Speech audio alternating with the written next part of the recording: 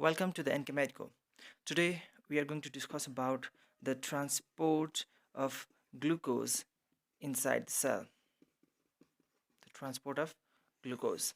Now, the transport of glucose is dependent upon any one of two mechanisms. What are the two mechanisms? The number one is facilitated diffusion, or some people also call it like a sodium independent facilitated diffusion transporter system. And another one is your sodium glucose co-transporter system. In some book you can find the name of this as like sodium monosaccharide co-transporter system, or somewhere you can also find that energy dependent sodium glucose co-transporter system. What we are going to discuss about like facilitated diffusion and sodium glucose co-transporter system. Let's talk about the number one, facilitated diffusion. Let's suppose that this is our circulation, and let's suppose that this is our cell. The glucose from the circulation can easily diffuse into the interstitial space by a simple diffusion.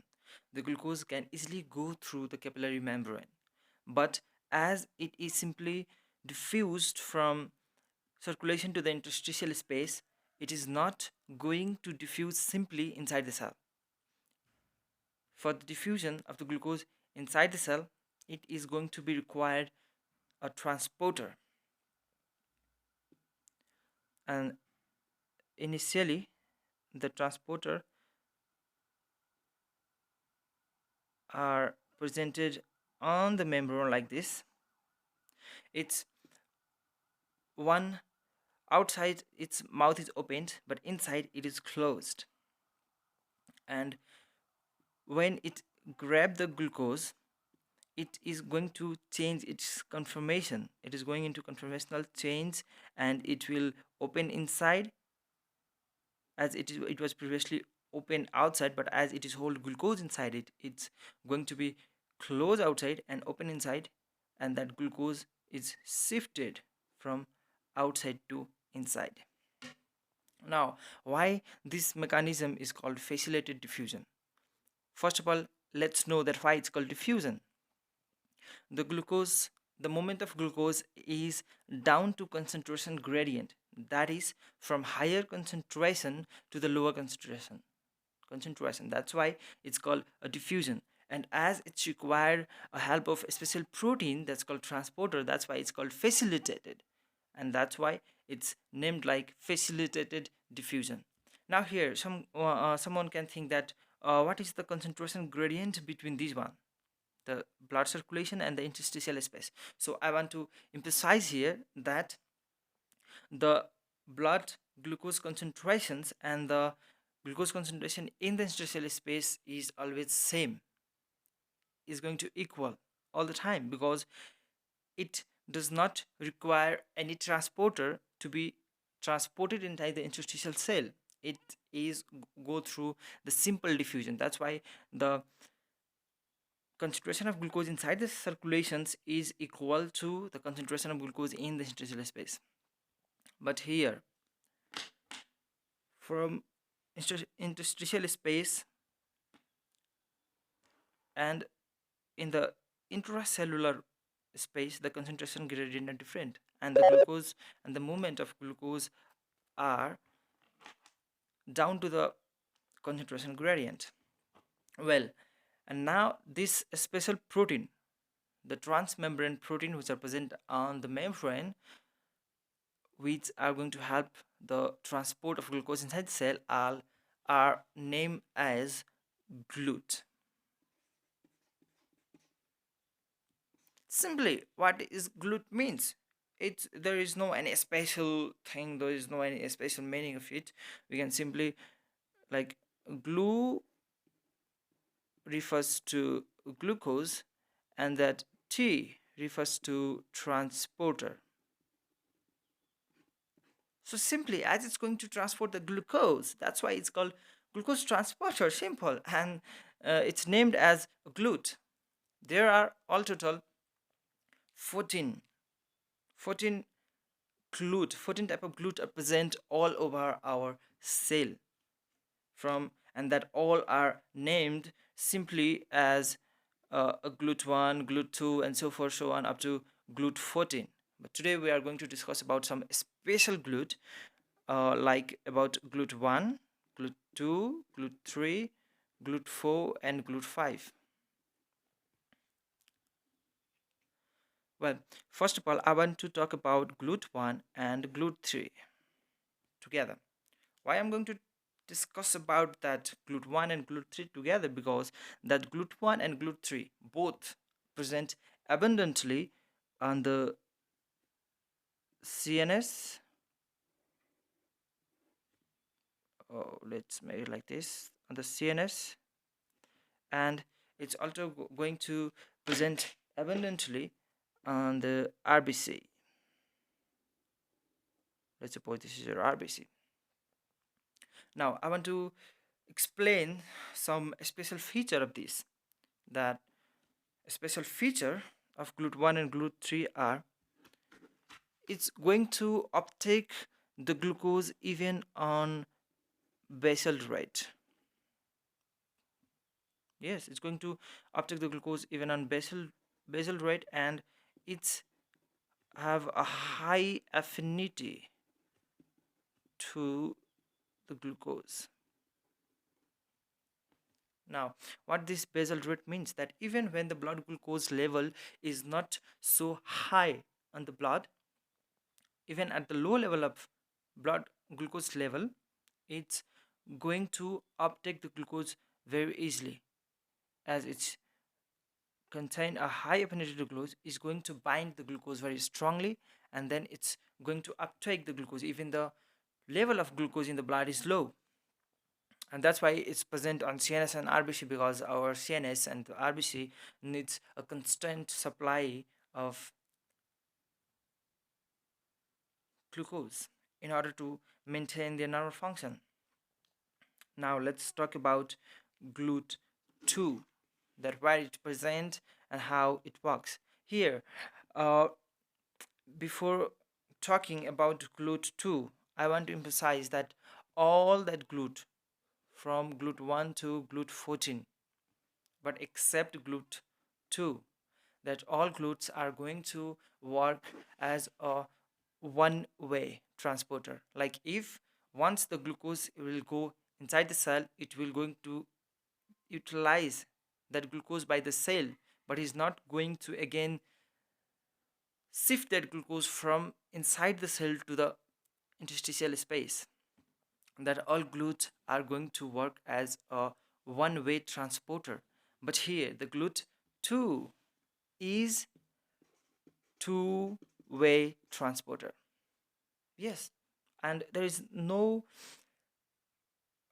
worry, because it's very simple. GLUT2 two-way transporter, two-way transporter. It's going to be very easy to memorize it. GLUT2 work as a two-way transporter. Now, where we require two-way transporter in our body, the first of all, we require the two-way transporter our body in the glucose, in the liver, and then after we are going to require that two-way transporter in our kidney, and yes, and we gonna require this two-way transporter in our pancreas also, especially on the beta cells of pancreas.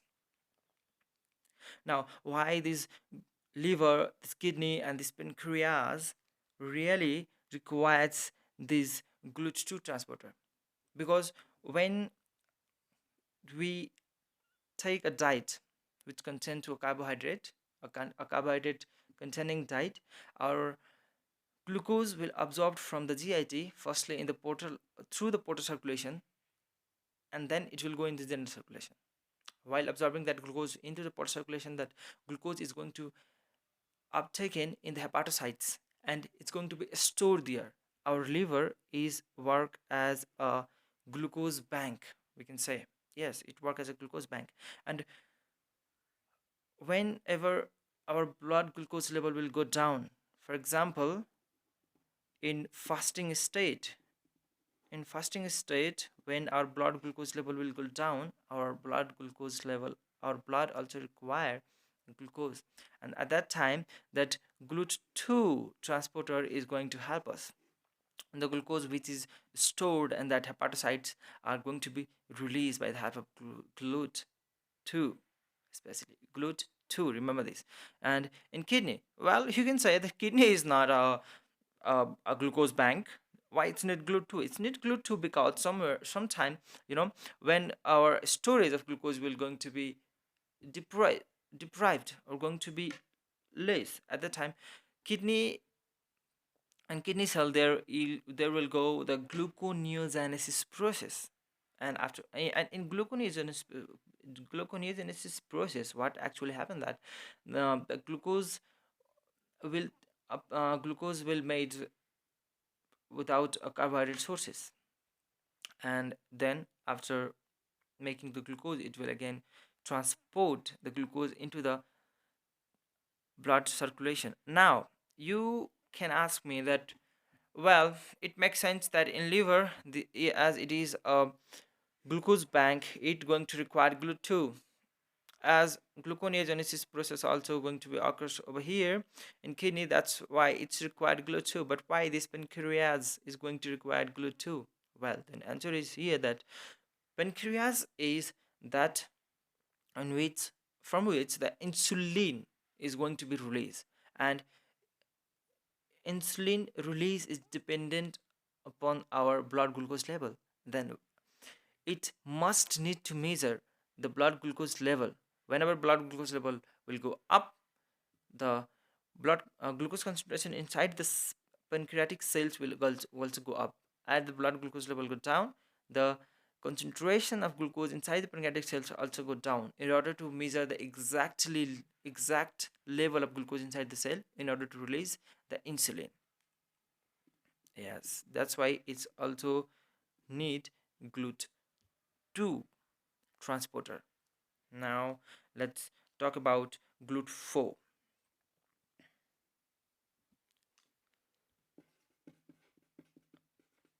GLUT4 mostly abundantly present on your muscle and adipose tissue.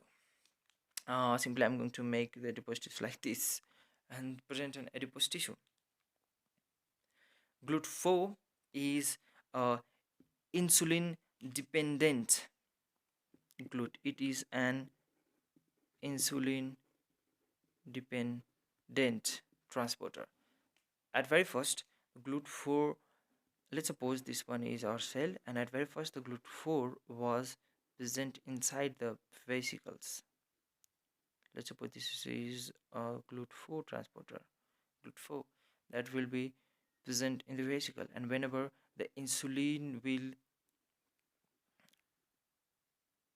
come here and give the signal to this, then this GLUT4 transporter is going to be present on membrane, and it's going to be uptake glucose inside. Now let's talk about GLUT5, the last one. Yes, and here is also one exception in GLUT5, as GLUT2, that GLUT2 was a two-way transporter. GLUT5 also have some special feature. And what's that? Oh, well, the thing which I'm going to tell you, like, it can be surprising for you, but well, let's reveal that what the special feature of GLUT5 is. Generally, what we understand up to now, that GLUT is a glucose transporter. It is going to transport the glucose from the interstitial space to the intracellular space, or from into the cell to outside the cell into the circulation. But glut 5 is,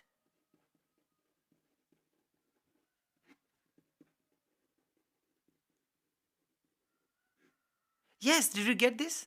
Glut 5 is fructose transporter. It is not a glucose transporter. It is a fructose transporter, and the mechanism of transportation of glucose via glut 5 is same as other glut, from glut 1 to glut 14. Other glut, it does mechanism is the same, but it's only going to transport fructose instead of glucose.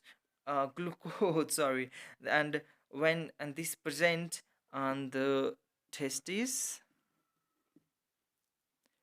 and GI lumen in order to absorb the fructose which contained in our diet, and then it's also present in sperm.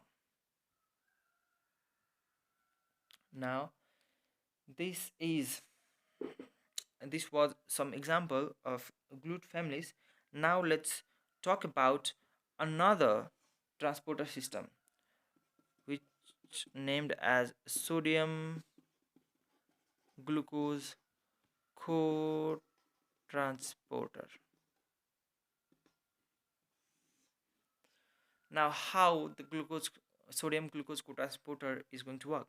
Well, first of all, I want to emphasize that where it present abundantly it present and the it present abundantly in kidney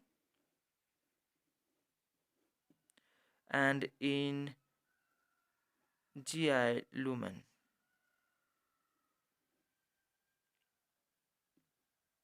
Or I should make like this, or what? Does it make, does this picture is confusing for you guys? No? Well, or GI lumen, and how it's going to be work. Let's suppose this is a cell, and well, this sodium glucose transporter cell is, and let's suppose this is a lumen. Well, always going to be present on the membrane of luminal side, not at the basal side. At the basal side there is a sodium potassium ATPase pump. It is present in the luminal side, and simply this transporter, as it is co-transporter, it has a two domain. One is for glucose and another one for sodium.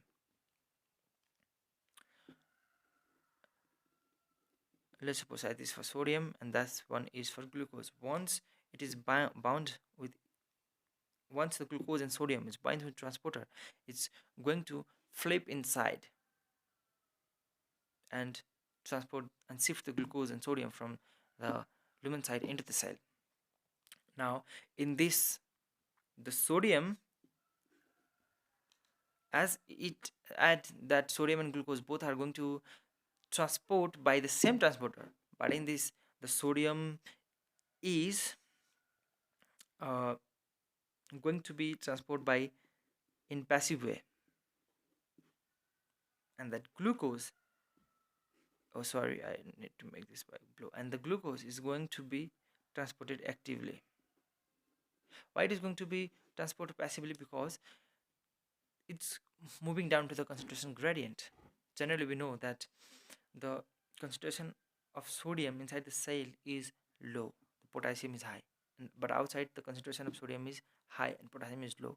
So it's moving, it's down to the concentration gradient, so it does not require any energy. It is a passive process. But glucose, it's going to up to the concentration gradient, from high to the, from high concentration gradient to the low concentration gradient. That's why it required energy, and that's why it is an active process. Well, I was to added some few words here in that facilitated diffusion, that it is passive, it does not require energy, but this sodium glucose co-transporter is going to require energy, and the same mechanism is going to be take place on the kidney cell and the GI cell, in both the same mechanism. And that protein, which works as a transporter here, as a co-transporter here, is named sodium glucose transporter. And hence, by this two co-transporter system, the glucose is easily transport inside the glucose. Thank you. That's all for today. If you like the video, then please do subscribe my channel, like the video, share this video with your friends, and please don't forget to give feedback in comment below. Thank you.